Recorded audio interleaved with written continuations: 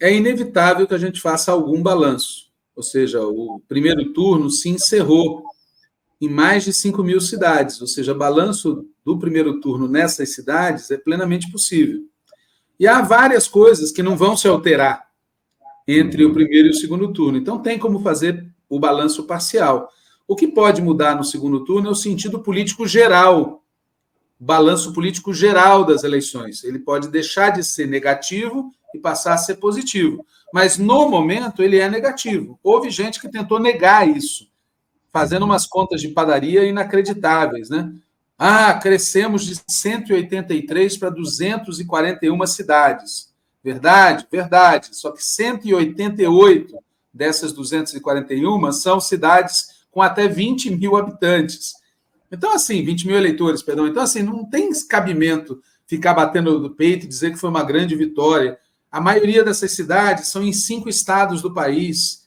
Nós só tiramos 4, vencemos em 4 cidades das 215 que tem mais de 100 mil eleitores. Maricá, Rio Grande, Juiz de Fora e Contagem. Então, nosso desempenho não foi legal.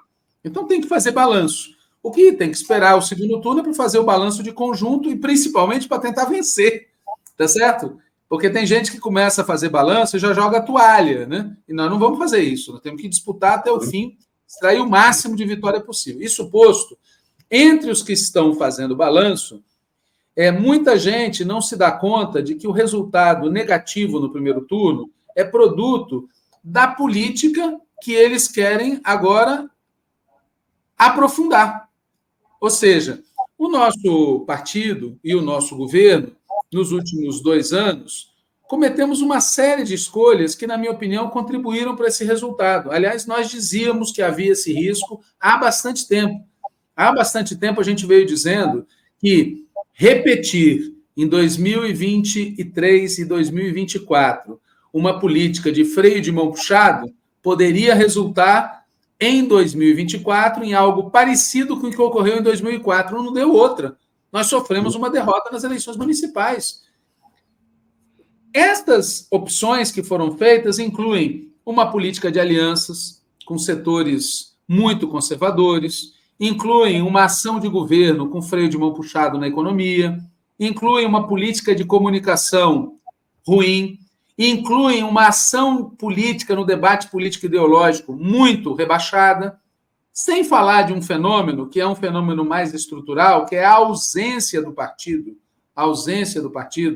nos territórios, na vida cotidiana do povo. A gente achar que na eleição você consegue desfazer o que a direita plantou todo santo dia é uma ilusão. E, além disso, existem, e a gente não pode tirar isso do debate, as ações que a direita comete. As emendas eleitorais, a compra de votos, o financiamento empresarial, as próprias regras eleitorais, a força da centro-direita e da direita. Enfim, tem um pacote de razões, não tem uma razão isolada, que precisam ser equacionadas pelo partido e, frente a isso, o partido precisa elaborar uma outra estratégia. Essas pessoas que você citou, acho que tem aí algumas pessoas que têm posições um pouco diferentes, mas, no conjunto, elas defendem a estratégia que veio sendo adotada. E pior, no caso do João Paulo, defendem dobrar a aposta, né? Ele defende o Arthur Lira para o ministério. Eu fico pensando, para qual ministério, né? Para um primeiro-ministro que terá que ser criado, qual é o ministério que vai saciar a fome e a ambição desse cidadão? E é incrível, né? No momento em que a gente pode afastar ou reduzir a influência política de um personagem deletério, a gente vai trazer esse personagem deletério por uma condição em que ele vai poder continuar influenciando. Então, de fato, existe uma situação que eu resumiria assim: foi feita uma escolha errada. Essa escolha errada mostrou que é errada. Aqueles que não concordam que a situação seja essa, estão defendendo aprofundar a escolha errada. O resultado vai ser nossa derrota em 2026.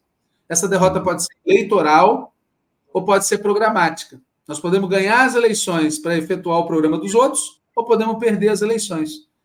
As duas coisas são péssimas. Então, é muito importante que o PT, nesse processo que vai ocorrer no início do ano de eleição das novas direções, faça um debate para valer do que aconteceu e tire as lições, são muitas. Uma delas é de que o partido precisa de outra linha política, uma outra estratégia para enfrentar a situação. E nós não podemos ficar subordinados aos aliados de centro-direita e direita. Porque se a gente faz isso, o efeito é que eles ganham as eleições e a gente perde. Esse é o efeito prático. Que outra linha política o PT precisa?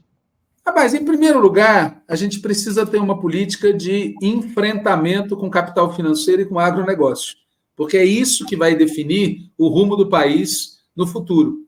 Essa é a primeira questão. Para mim, essa é a questão estrutural.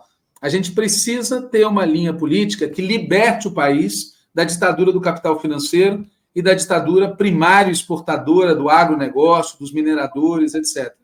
Em segundo lugar, a gente precisa ter uma política de reconquista da classe trabalhadora. A classe trabalhadora brasileira, uma parte dela, está alheia ao processo eleitoral, alheia à disputa política. São dezenas de milhões de pessoas, cerca de 40 milhões de pessoas que nessa eleição municipal não votaram em ninguém, votaram branco, abstenção ou nulo. 40 milhões é mais do que a votação de toda a esquerda junta teve 22 milhões de votos. Então, assim, tem que reconquistar essa parte da classe trabalhadora e também aquela parte da classe trabalhadora que votou na extrema-direita e na direita. Olha São Paulo. Quer dizer, São Paulo capital, em regiões importantes da cidade, onde o Lula e o Haddad venceram no ano de 2022, nesse ano de 2024, o Nunes e o Marçal tiveram votações expressivas. São, em parte, trabalhadores que foram capturados por essa posição.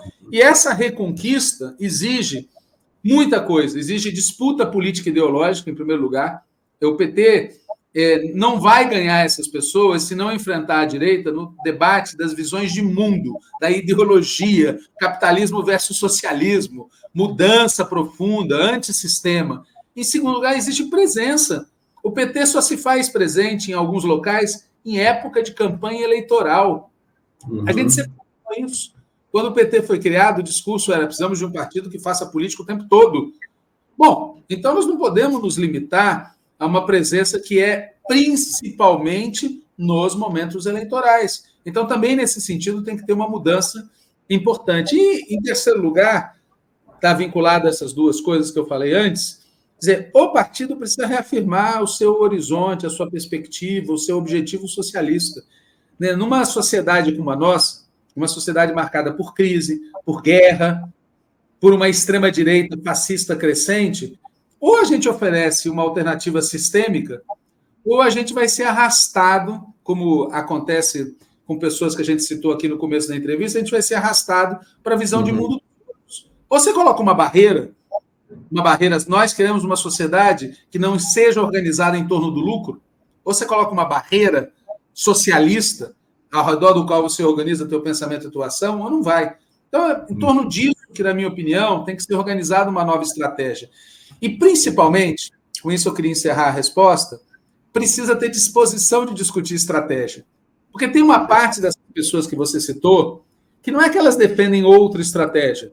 Elas não pensam em termos estratégicos. Elas pensam na posição, no acordo, no ajeitar das coisas. Aí não dá, entendeu? Quer dizer, ou a gente pensa de forma estratégica, e aí sobre isso a gente pode ter opiniões diferentes, ou a gente vai se limitar a ficar discutindo a política da próxima eleição, depois da eleição seguinte. E o que está demonstrado pelo que ocorreu nos últimos anos é que esse caminho, de eleição em eleição, não termina bem para o PT na maioria do país.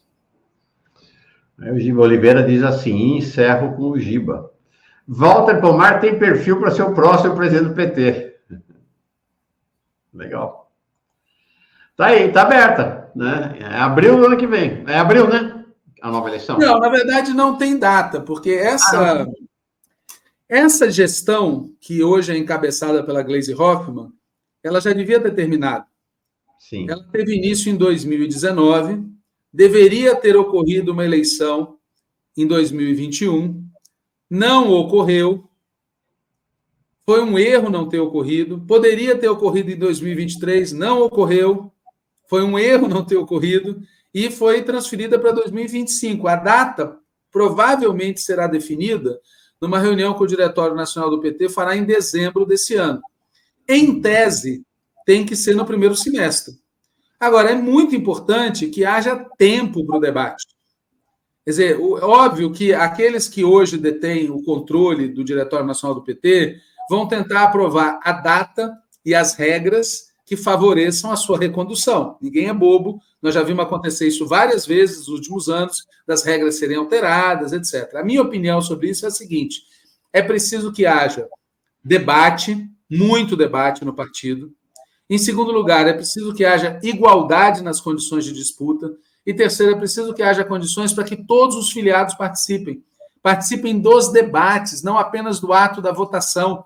Nos últimos anos, infelizmente, está se reproduzindo dentro do PT algo que a gente condena na sociedade, ou seja, campanhas curtas, onde a maioria da população não tem acesso à informação sobre as propostas que estão em debate, e o resultado é que elas votam movidas por outros fatores, que não o confronto de posições. É fundamental que o PT crie condições para que as várias posições que existem dentro do partido apresentem sua opinião, façam chegar a sua opinião aos filiados, que todos os filiados possam efetivamente participar livremente do processo eleitoral interno, que se montem tantas chapas e candidaturas quanto as que forem necessárias. E aqui eu incluo algo que eu falei pessoalmente para o presidente Lula nos dias antes do 8 de janeiro de 2024, ou seja, no início desse ano. Eu tive com o presidente Lula para dar a ele um presente, que é um livro de uma coleção que a gente está fazendo chamada História do Petismo, e tive a oportunidade de conversar muito brevemente e falei a ele que era muito importante que ele não manifestasse a opinião dele sobre a questão da presidência do PT no início do processo, por dois motivos. O primeiro motivo é um erro essa postura de achar que o presidente ou a presidenta vai resolver os nossos problemas. Nós temos que incentivar o debate político, estratégico, programático, e não a fulanização do debate. Essa é a primeira coisa. E quando começa a circular, como tem circulado, o presidente prefere o Edinho, aí fica uma discussão despolitizada, fulanizada, se Edinho ou não Edinho. E o debate programático, estratégico, político fica em segundo plano. E a segunda coisa é que, se ele manifesta de sair do ponto de vista dele, muitas pessoas vão dizer, qual é o nome que o Lula quer? E as pessoas começam a entrar numa lógica como se o Lula fosse o dono do partido, como se ele escolhesse o presidente do partido como ele escolhe os ministros dele, e não é assim, não deve ser assim e não pode ser assim. O partido tem que ter soberania, autonomia, autoridade para escolher. E eu falei isso para ele, eu falei, a melhor coisa que ele pode fazer é esperar. Ele é filiado, ele tem todo o direito de participar do debate político, mas dado que ele tem a força que tem, porque todos nós o apoiamos, ele pode, nesse momento, ter uma certa reserva e deixar o debate fluir, né? Infelizmente, o que ele vai fazer, obviamente, é a decisão dele, tá certo? E o que quer que ele faça, eu vou trabalhar muito para que a próxima direção do partido não seja controlada pelo grupo que hoje a controla, seja com fulano, cicrano ou beltrano. Não importa. Importa que a gente precisa ter na direção do partido uma maioria composta por vários setores que tem uma visão diferente daquela que predominou até agora, porque aquela que predominou até agora não está dando conta da situação, na minha opinião, evidentemente.